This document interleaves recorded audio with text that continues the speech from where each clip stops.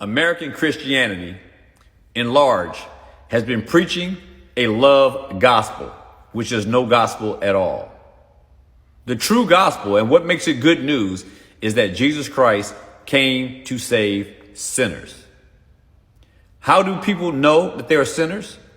When Christians preach God's holy law.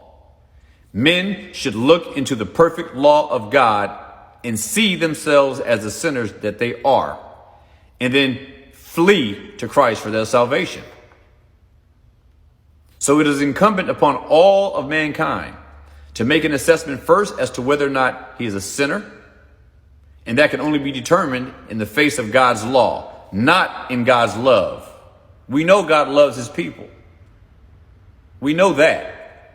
But the gospel is about sinners acknowledging their sin and their sinful nature and fleeing to Christ to be saved from the penalty due unto sinners who violate God's holy law. Our preaching, therefore, should reflect that. What do I mean by that? We are to preach God's law to lost souls, to help them see themselves as the sinners that we saw ourselves as and still see ourselves as. Preaching this God loves you, syrupy, sweet, marshmallowy gospel will save no one. That is not the gospel. Sinners need to know God sent Jesus Christ to save sinners.